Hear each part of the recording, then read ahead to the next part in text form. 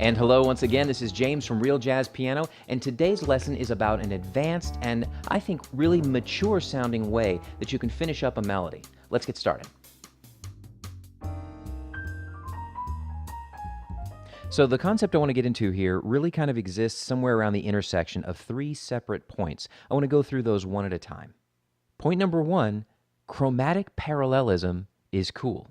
So if you're an advanced player, I'd say there's probably a pretty good chance that you've got experience playing in more modern styles, and especially in modern styles, chromatic parallelism is a pretty big deal.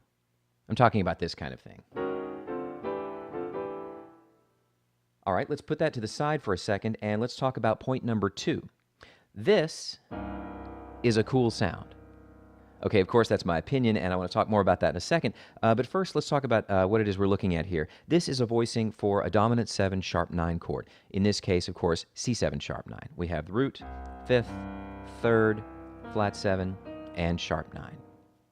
I think this shape has some really interesting qualities. For one thing, it has a very open spacing to it. I think that helps to give it a really kind of clear sound to my ears. It's fairly easy for me to pick up the individual notes, the top note especially. Like if I move it around, it's easy for my ear to find the top note. Bum, bum, bum, and so on. Secondly, while it is open and clear, it also has a certain sort of gritty dissonance that I really like. I think that's largely due to the major 7th interval between the 3rd here and the sharp 9 in the next highest octave. All right, so now we'll put that point aside and we'll come to point number 3. Many melodies end with mi, re, do, or some variation. Some people like using solfege, some people like using numbers. I'm going to go back and forth in this video. So this may or may not have ever occurred to you, but I think it's a pretty neat point. To be clear, what I'm talking about is like if I'm in the key of C, I could have a melody that ends with 3, 2, 1, mi, re, do, or it might end with some variation such as re, mi, do, or it might be mi, re, do, 3, 3, 2, 1, and so on. It's kind of surprising how many melodies end that way. If you look for it, there's a good chance you'll find it. All right, so now let's take these 3 points. Parallelism is cool, this is cool, and many melodies end on mi, re, do, or some variation. And let's come up with a technique that kind of draws from those. Here goes. You can wrap up a melody by using the dominant 7 sharp 9 shape when the melody is on mi and re. And that's it. So let's check out a couple of examples. Let's say we're in the key of C and we have a melody that finishes with 5, 4, 3, 2, 1. Sol, fa, mi, re, do. Okay, you might play something like this.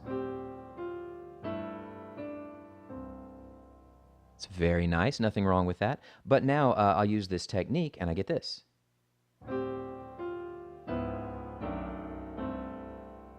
How cool is that? Okay, so what just happened here?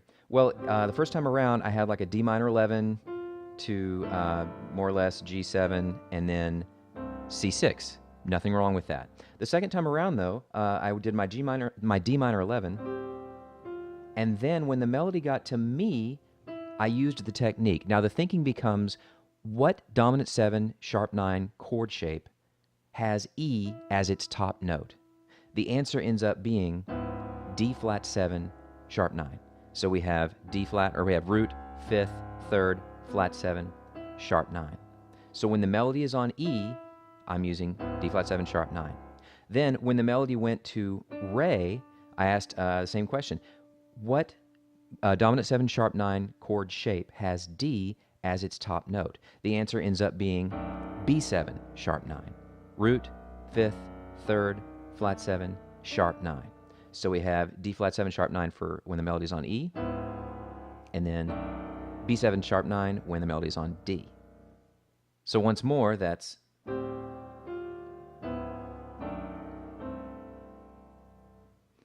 all right, let's try another one. What if your melody ended with la, do, re, mi, do? Or 6, 1, 2, 3, 1. So this time, instead of ending with mi, re, do, we're ending with re, mi, do.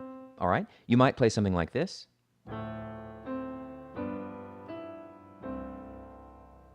Which is nice. And then I'll use the technique.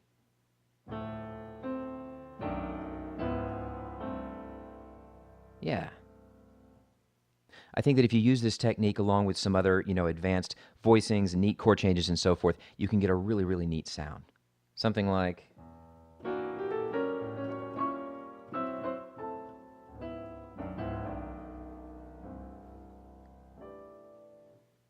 That's going to do it. Thank you so much for watching. Remember to practice your parallel sharp nines, subscribe to this channel, and like this video. And I would love to hear from you. Feel free to leave me a comment below, or you can email me at james@realjazzpiano.com.